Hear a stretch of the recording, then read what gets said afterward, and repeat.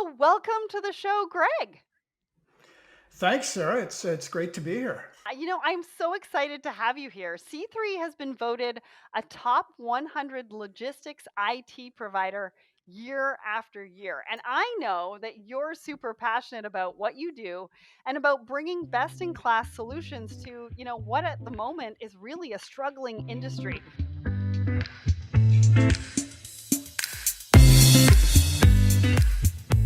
So I'm really looking forward to getting into all of that with you today and sharing your insights with the listeners. So let's dive in.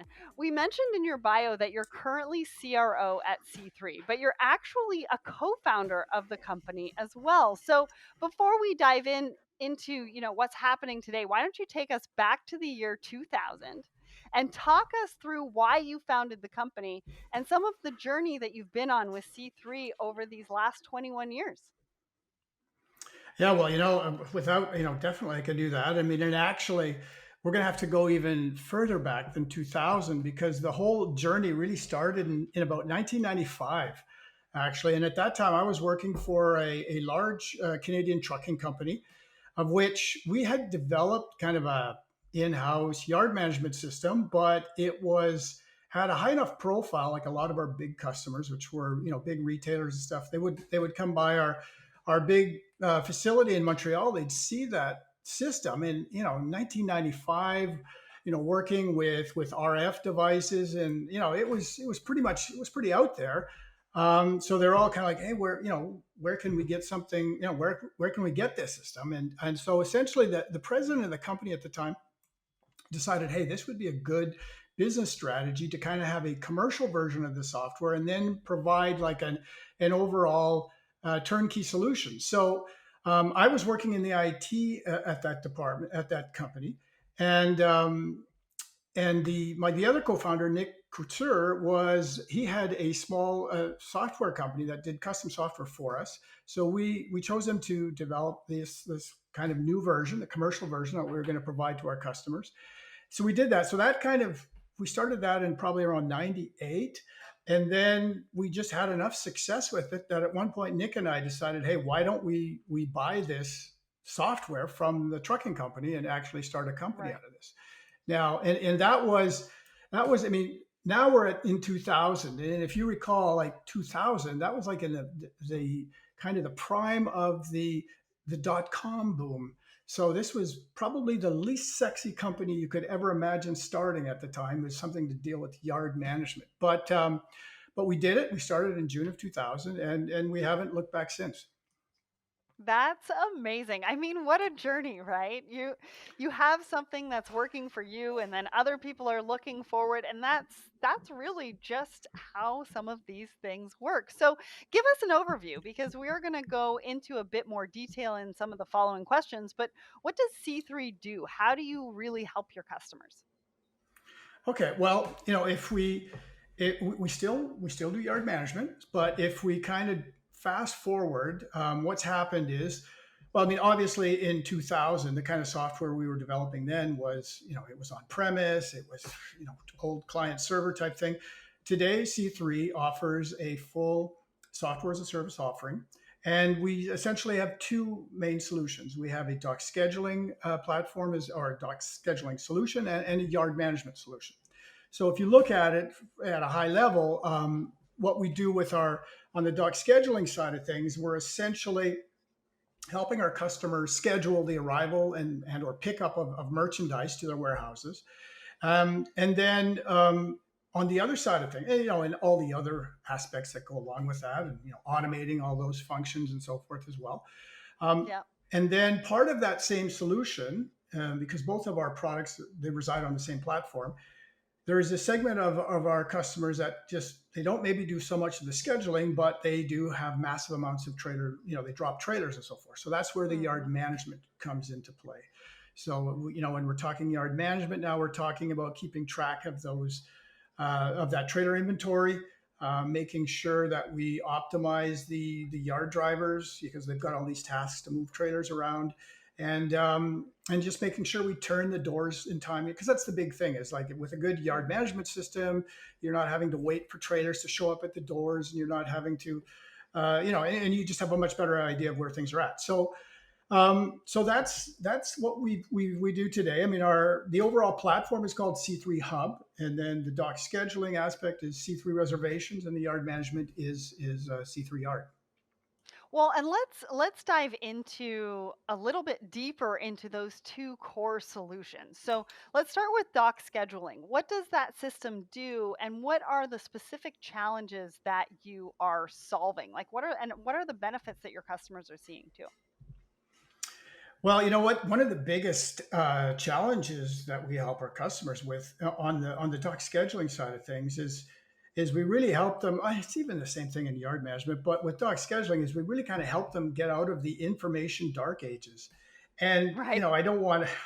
I mean, it's a little bit of a joke, but it's amazing though how many times I will talk to companies, and these are companies that are, it's like Fortune 100 companies. It's well known. They have a very sophisticated ERP or a TMS, tier one WMS system. And then so then I'll just ask, okay, well then how do you guys do your scheduling today? Like, what's your process?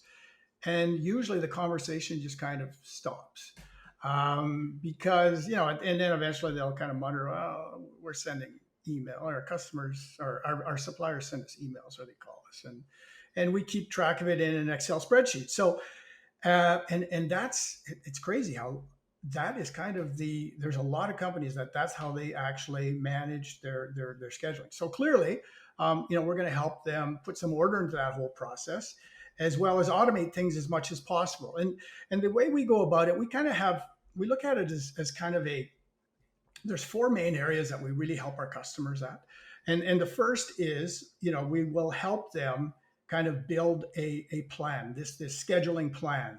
Right. Because I mean, in today's world, I mean, they already kind of have a plan. I mean, every good operator kind of knows, like for example, hey, we don't want to have, or all of our floor loaded loads, we want to make sure we receive them in the morning. We don't want to have more than so many per day and that kind of thing.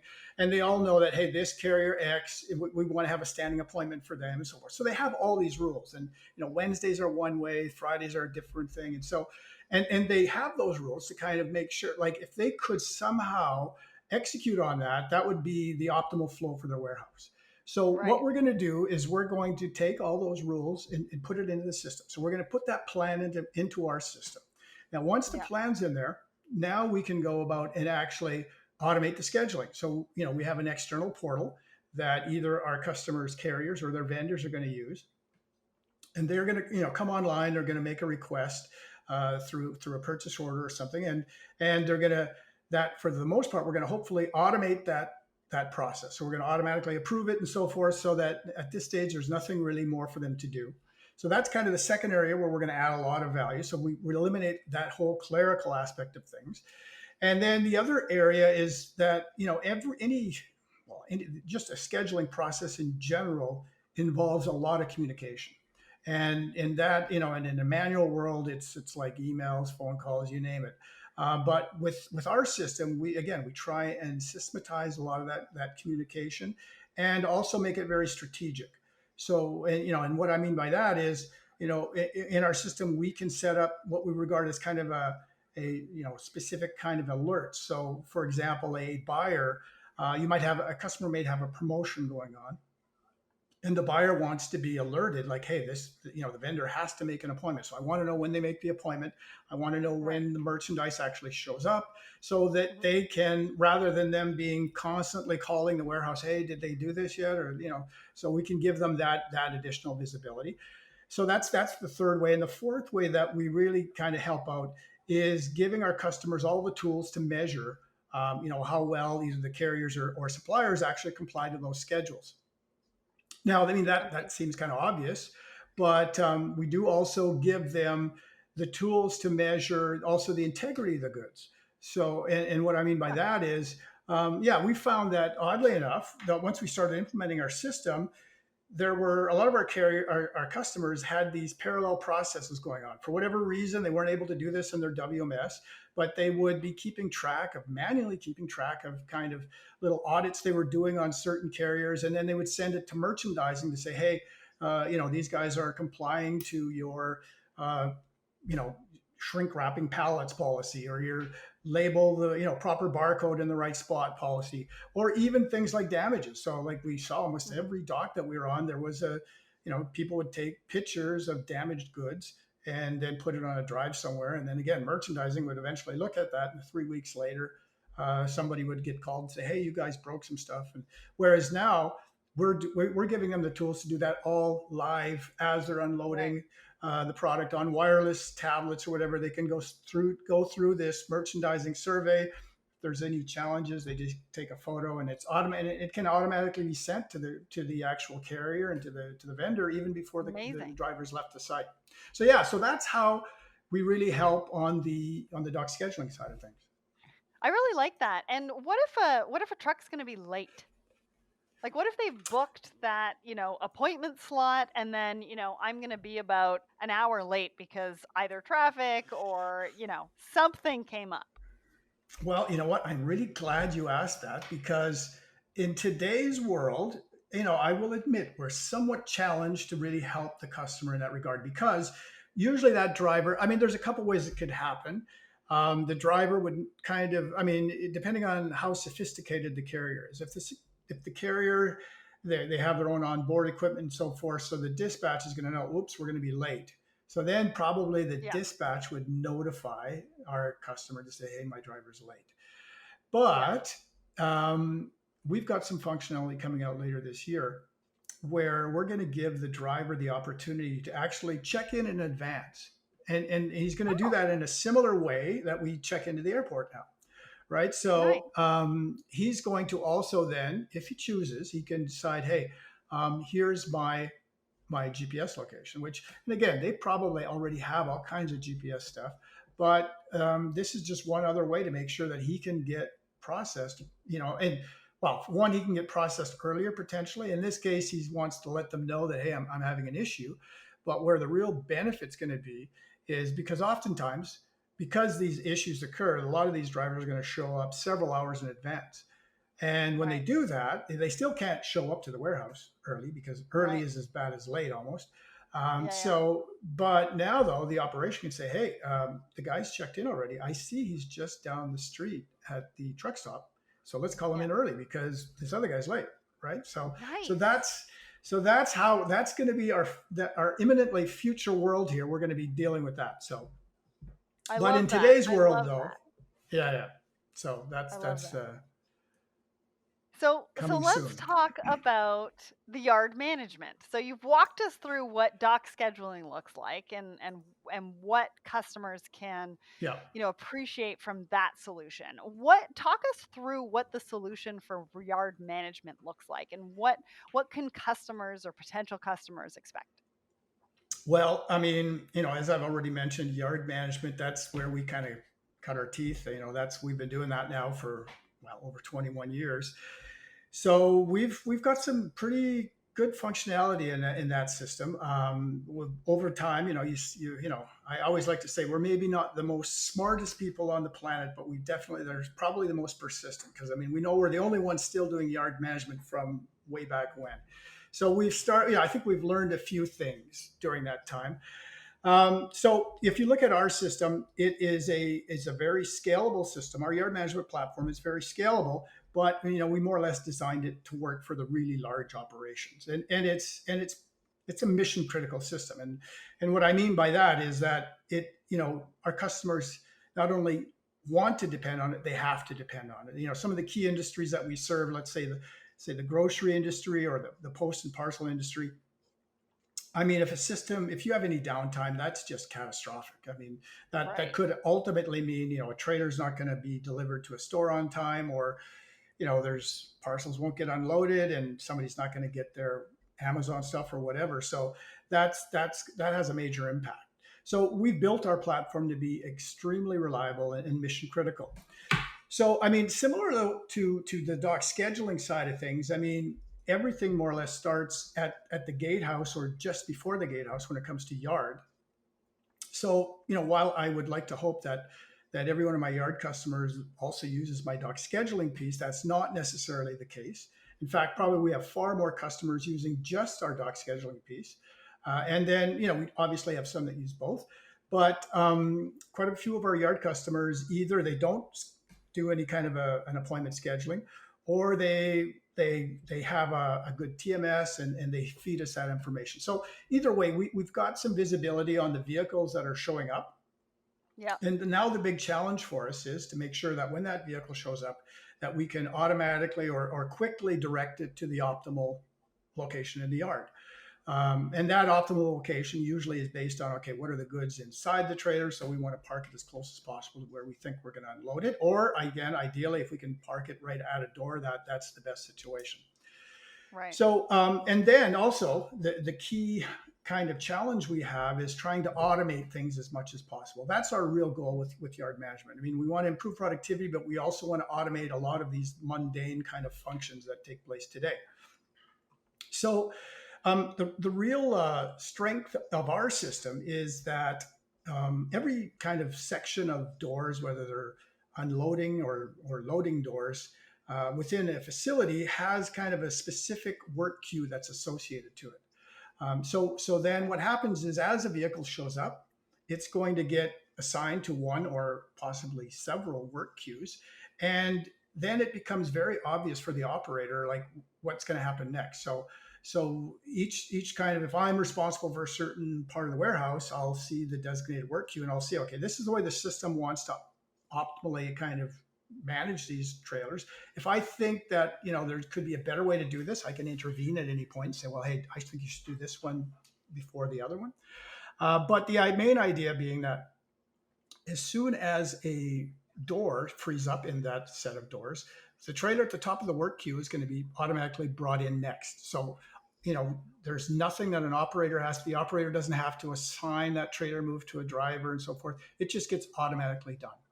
So that's a key aspect of our system, that we're able to do that. Now, the other thing as well that I think differentiates C3 from other carriers is that we have, or other providers, I should say, we have the ability to kind of manage trailers that have, or operations that have these complex trailer moves, or multiple activities that are associated with a trailer when it shows up on site. Now, let me explain that a little bit. So, for example, in the grocery world, when I've got my own fleet, I've got trailers that are going out and delivering to my stores, and as they're delivering to stores, they're accumulating dunnage. They may be picking up crates and pallets or so forth from the stores. And ideally, when I've finished my deliveries, there's going to be a backhaul that I can pick up, so I can go to a supplier, pick up those goods there, and then come back to the warehouse with the supplier shipment. So now when this trailer arrives, there's actually several different things I want to do with that trailer, because my main goal when the trailer arrives, I have several goals, but I want to unload that trailer as quickly as possible. I want to get those suppliers goods, and I want to make that trailer available to be able to be used again for outbound. And I want to do ASAP. that I want to do that as effectively as possible. But there could be three different areas or so that I'm going to actually have this trailer go to. So there's three different departments and so forth. So there's a Right. lot of moving parts here. So the way we do this is, as long as we properly identify when the trailer shows up that this is a backhaul trailer, now I am essentially kind of attributing to this trailer three different, we call them errands. So first of all, and they're in sequence. I know that I need to go to the inbound section, and I know which doors those are. So I get put into that work queue, as I mentioned earlier. And then after that, I'm going to have to go to the salvage area to get rid of the dunnage. And then the last step is I want to wash that trailer so that I can reuse it for outbound. So, it doesn't sound that complex, but you think about it, if you've got, let's say, 20, 30 trailers arriving at the same time, maybe there are no doors, let's say we can get straight into the inbound section, but after we've unloaded the trailer, again, we just indicate, yes, we've unloaded the trailer. The system says, all right, now we need to go to the salvage. Well, salvage doors are all filled. So now we're going to park it up, hopefully, as close as possible to the salvage area. And in a manual operation, that would be critical. I mean, you would have to make sure you park it in that area, but that area could oftentimes be full. So, then in our situation, that's not a big deal. Maybe we now park it in an area that's designated for empty trailers normally. It's not a big deal, because In our situation, as soon as that trailer comes to the top of the queue, it's just going to get brought in automatically. Right. And again, this time, okay, the driver might, the yard driver might think it's odd to go into that section, but hey, just do it. That's what the system's telling you. In a manual environment, maybe someone's forgotten about that fact that no one expects a salvage trailer to be in the empty lot, right? So, Right. and it gets forgotten, and now we're short of outbound equipment. So that's some of the that's one area that we really add a lot of value to our customers. And Amazing. probably, yeah, the biggest area though, the kind of the area that pays for these systems normally, for a yard system, is improving the productivity of your yard drivers. Now, Right. just a slight parentheses here.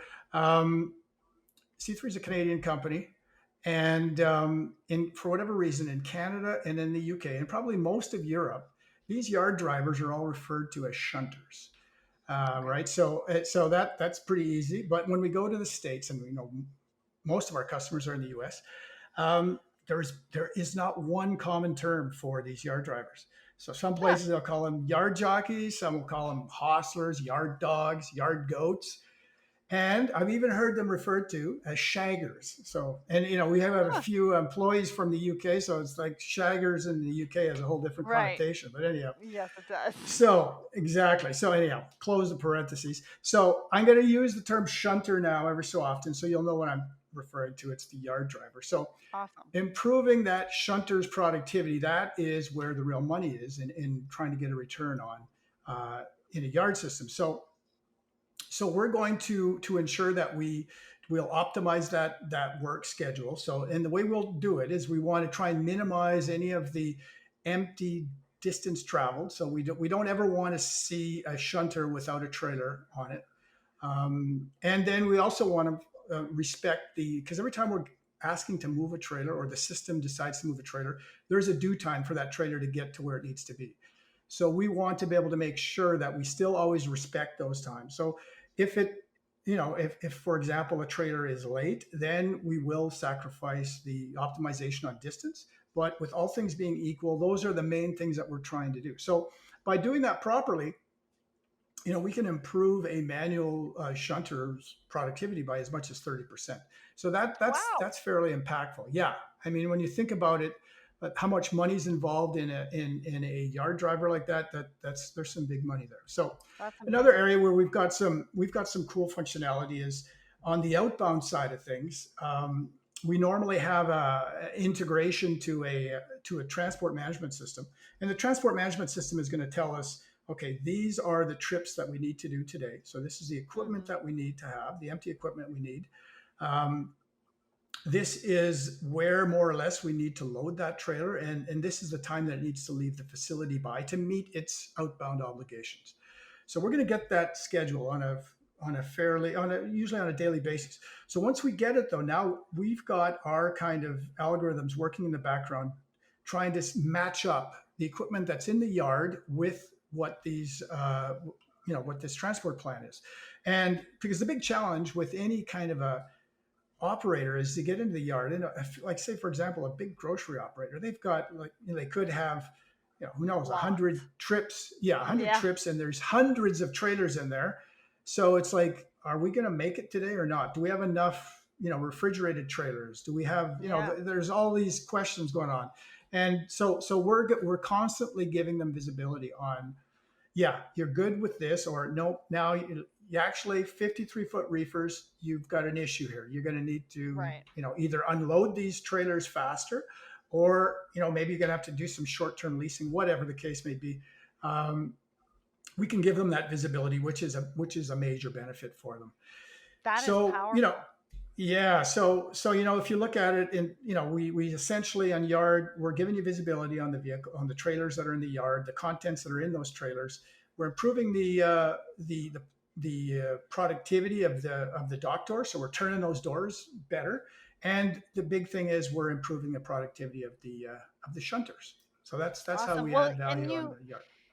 And you talk a lot about your customer being an enterprise sort of organization. Who's your ideal client? Just before we go any further, so that when the audience is listening, they can be like, "Yeah, that's me," and yeah, that's something that I'm going to definitely need. Well, I mean, again, I'm always talking about two different solutions here. So, on the um, on the doc scheduling side of things, um, I wouldn't. I mean, there is a kind of a minimal amount of appointments you need to do by day, but I mean, it's not massive. I mean, as long as if you're doing anywhere around 40 to 50 appointments a day, you know, that's an Okay. operation that can definitely pay for a system. Yep. And if you look at, and I would say there's no real distinction between like any industry that's got that those kind of volumes, they're going to benefit. That being said, though, I would say that the industry where we probably add the most value is in the grocery industry, and that's just because of the complexity of the scheduling problem in grocery. I mean, you've got so many different types of goods. You've got the whole, you know, the perishability aspect, the fact that, you know, when you're receiving goods, well, you need to receive these goods in a refrigerated part of the warehouse as opposed to just a general area and so forth. So that I would say are, you know, that's an industry that we help more than others, but in general, there's any industry can benefit. When it comes to yard management, you know, as I know, I've indicated earlier that, you know, the system is very scalable, but definitely the larger the operation, the better for yard. Anything, you know, if you don't have at least two dedicated shunters, um, you're going to have a bit of a challenge, I think, in my opinion, to get a good ROI. A lot of our big customers can be running in one warehouse, you know, 15 to 20, you know, shunters at one time. So, and again, if you're thinking about, Wow. okay, I'm improving productivity by 30%, you know, if I've got four of them, you know, I've kind of could potentially eliminate one type of thing. So, and that's, you know, that's where you can get a good payback. Now, every operation is unique. So just because you may get a huge benefit from other areas as well, not, you know, improving yard or shunter productivity is not the only way to get a payback, but definitely helps. Now, in terms of the industries, again, grocery is a big one, and grocery is actually very similar to the parcel industry Huh. because they both have very perishable goods. So, you know, a a trailer full of parcels that have a next day delivery commitment on them is as perishable as a, you know, a trailer full of meat or produce. Absolutely. And it's as costly to say, hey, if that trailer is sitting for an extra 3 to 4 hours, even that could be very, you know, detrimental. So Well, especially in the dead of summer, and you've got beauty products in there, you've got yeah, food in no, there. I exactly. mean, we've got to be thinking about these things, right? No, exactly. So I want to ask you, is it easy to use? Like, is the system easy to use, and is it easy to integrate? Because you talk about it integrating with TMS systems, and I'm just wondering how easy all of that is. Well, I mean, to the question of is it easy to use, I would say yes, it's very easy to use, and I'll explain why I say that. First of all, I mean, again, I think we're one of the only companies out there that is constantly reinvesting in our yard product. I mean, I know there's other yard products out there, but for us, it's our only product. So we're constantly reinvesting in it, and we just recently, this last year, came out with a version which has it's all based on the front end is all based on an HTML5 interface, which is kind of the, you know, the latest and greatest for web applications. We've actually hired, you know, we've recently hired two experts just in UI. So all these guys do all day long is make sure that we are having the most. First of all, our user interfaces are standardized. They adhere to kind of general standards and so forth, but they're consistent throughout throughout our applications. So in that sense, you know, the application I think is very pleasant to actually use.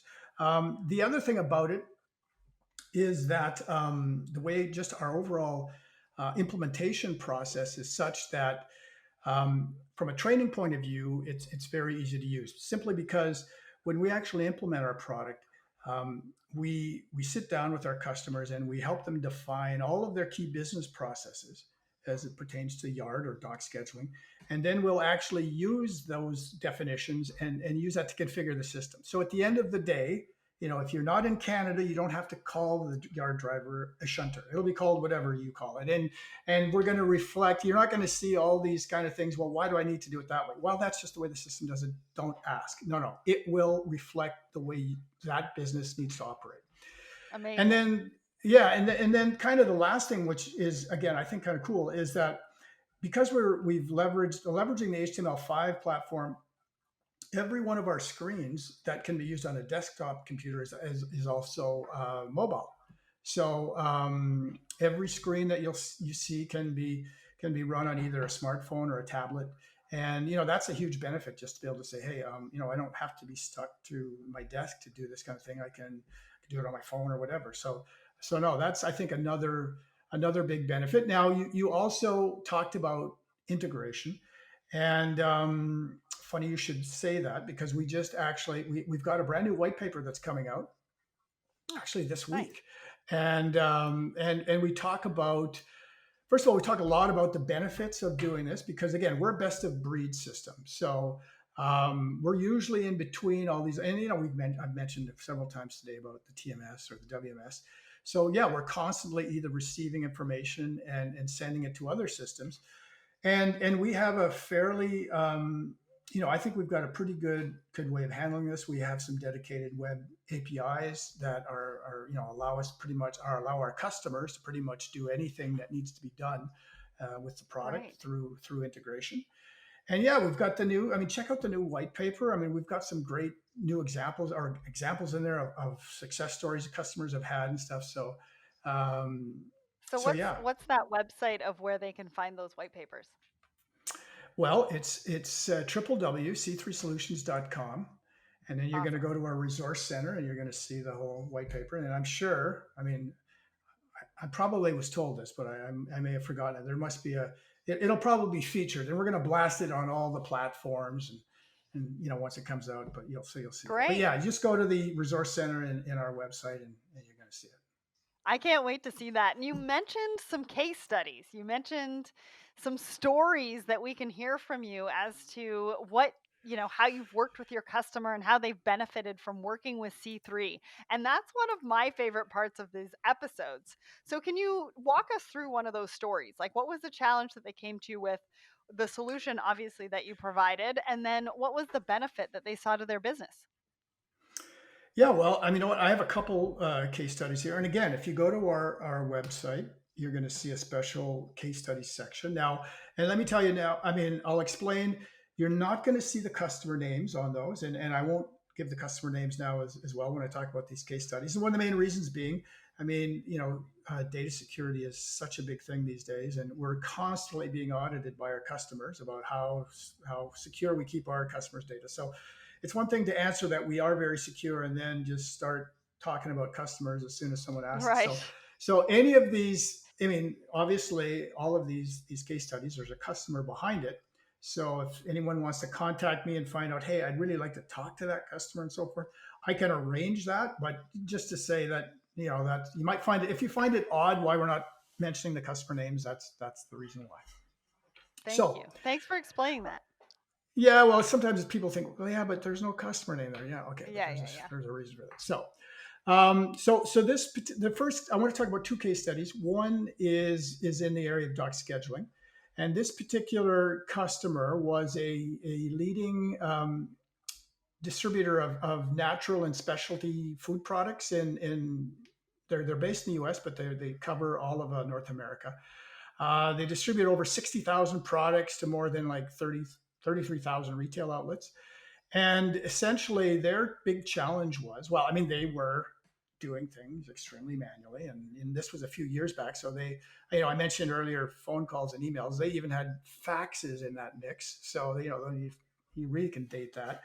And they had pretty much a decentralized kind of approach as well. So each one of they probably had at that time, I want to say they had about 12 different distribution centers throughout North America. So each distribution center pretty much managed their own scheduling. So carriers had to call each different DC. So they had people dedicated at each site, and there was just all kinds of inefficiencies involved with that. So their big concern was they wanted to centralize it or at least regionalize that process. So they wanted to get away from that. Some of the other challenges they were having was because they were not able to, they were actually giving out schedule, they were doing the scheduling, because we do have some customers that they're not doing anything at all. These guys were at least scheduling, but they had no real way to make sure that carriers were adhering to the schedule. So what would invariably happen, because there were no consequences to it, carriers would just show up late at the end of the day. So they were paying a huge amount of overtime uh, to their dock staff. So dock staff, actually, the trailers would show up, and then rather than refusing the trailer when it was late, they said, "Okay, we'll just unload you anyhow." So they were paying a huge amount of overtime labor. So what they were able to achieve once they implemented the system is they reduced the phone calls, so that clerical effort, by 90%.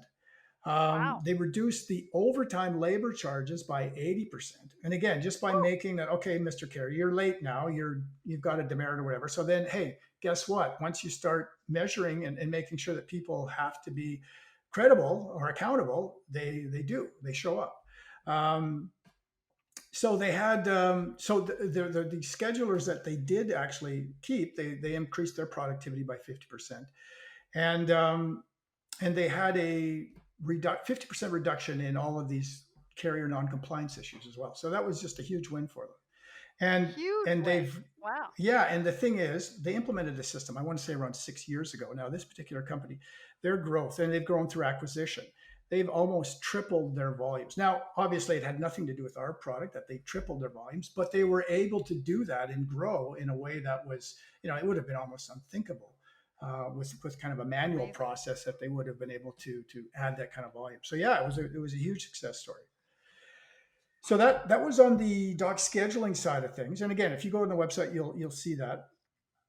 On the yard management side of things, the in this one, I would suggest, if you go and find this one on the website, we actually had the customer in question, and this customer was a parcel delivery company in the UK, and they actually did a video of their operation. And it's really, and you'll see it on our website. And again, the magicians in our marketing department actually somehow took out all of the logos, so you won't even see their logo on there. So, and again, we kept that private, and they gave their stamp of approval. But it's a really cool video. I mean, they use drones and everything, so you'll see the operation in you'll see it in action. So that's kind of cool.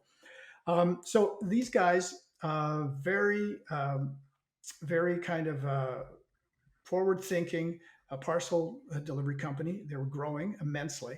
And they had a lot, and they were running a manual operation. So there was no system.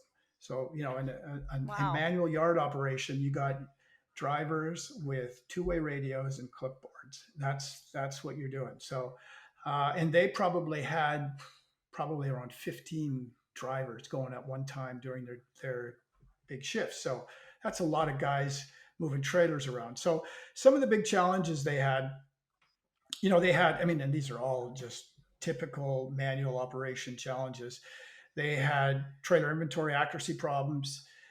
Their gate would be always congested, and they had multiple lanes too. Like, they probably had 4 or 5 lanes. They still do, but there would be trailers backed up at these gates because it just took them so long to bring them Wow. in.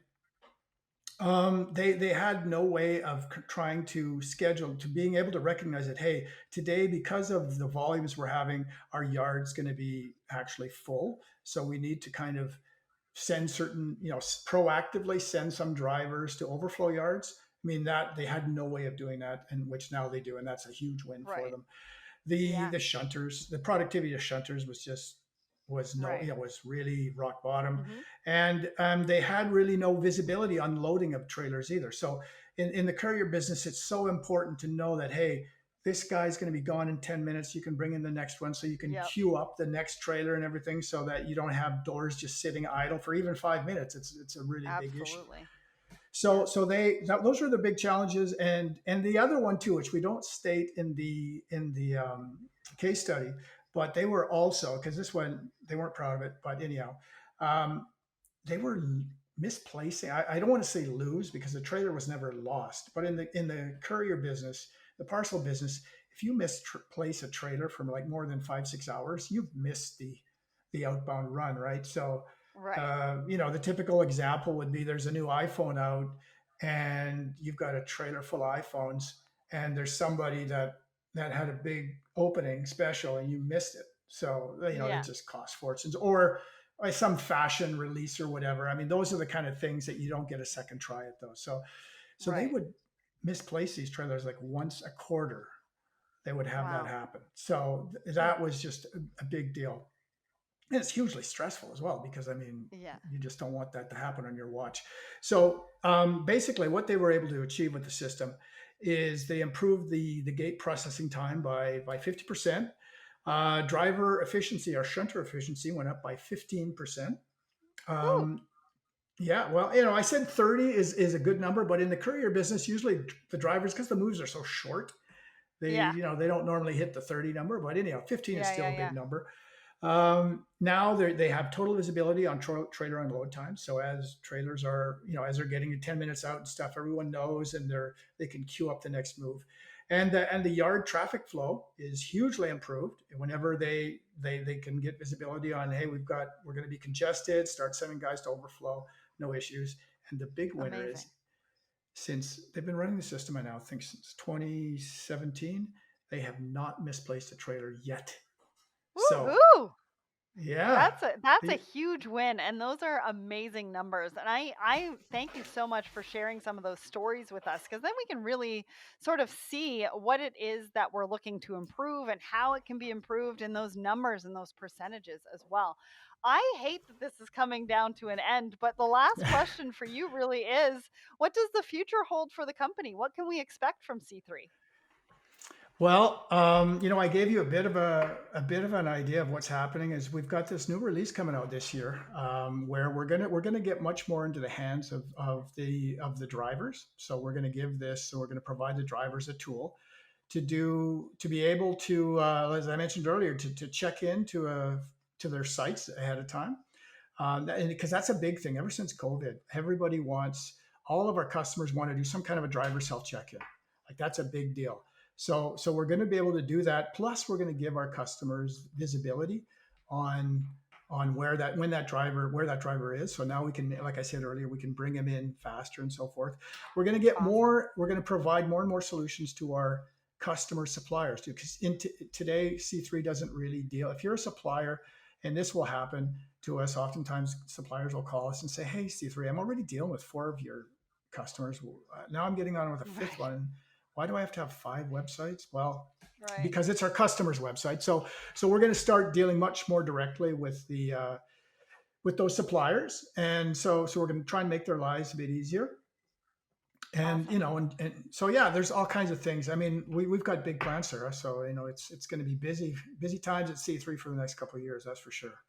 Wow. Well, I look forward to seeing all of that develop. I mean, it really is tough all the way across supply chain right now. And I think a lot of us are still feeling a bit shocked that, unlike what we were hoping for at the beginning of this year, we've seen some areas actually get worse, not better. So it just Mm, goes to show that we yeah. can't be complacent, right? We need to continue to analyze, optimize, and make improvements within our businesses, because resilience in this current climate is tough. So I just love seeing companies like C3 Solutions using decades of experience and knowledge to shape more integrated and efficient technology, because it really is going to make the difference between long-term success or failure for a lot of companies out there. So thank you so much, Greg, for joining me today, and thank you to C3 Solutions for making this episode happen. Well, hey, it was my pleasure, Sarah. It was a lot of fun, and thanks again.